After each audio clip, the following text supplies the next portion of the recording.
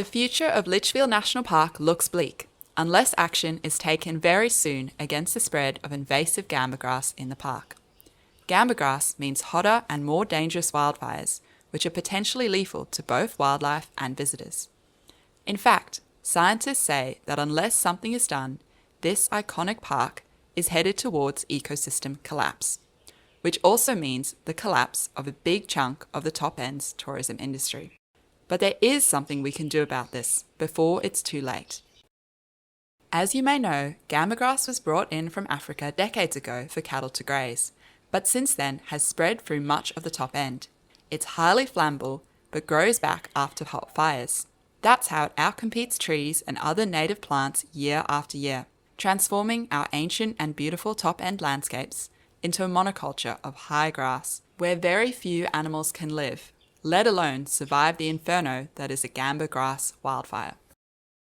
Litchfield National Park is the most visited national park in the NT.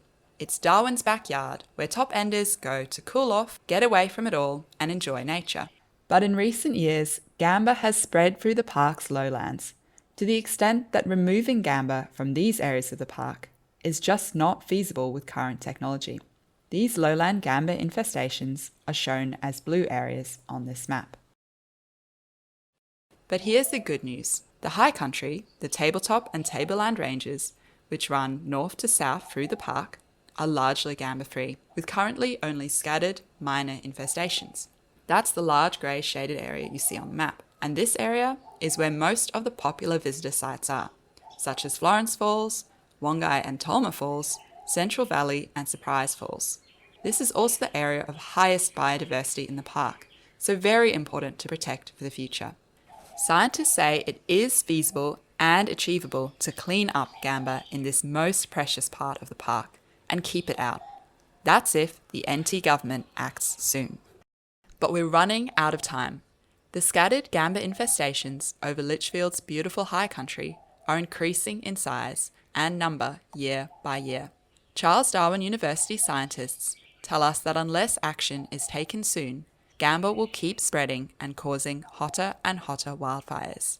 That will, they say, lead towards ecosystem collapse of habitats in the area and turn most of Litchfield's popular tourist and recreation sites into a mess of highly flammable tall grass, unattractive and unsafe to visit. So what can be done about this?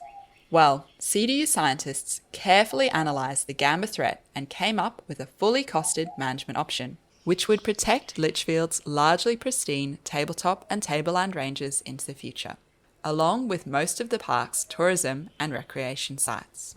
This involves expanding the park's current gamba eradication zone, a very small area which includes practically no visitor sites, to create a much larger eradication zone shown here, which would extend north to south over the tabletop and tableland ranges and include 82% of the park's tourism and recreation sites.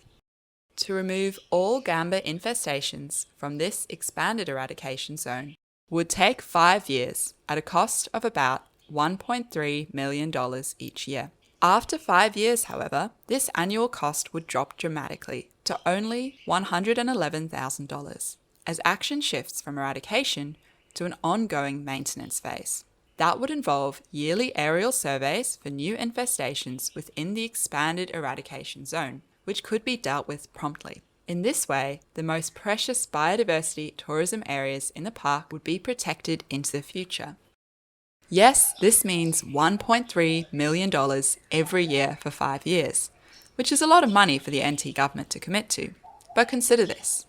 More than $17 million has been spent on facilities within Litchfield National Park in recent years.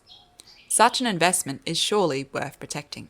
And the annual cost of protecting our most popular national park, $1.3 million, is the same amount the NT government is now spending on renovating a 40-metre laneway in Darwin's CBD.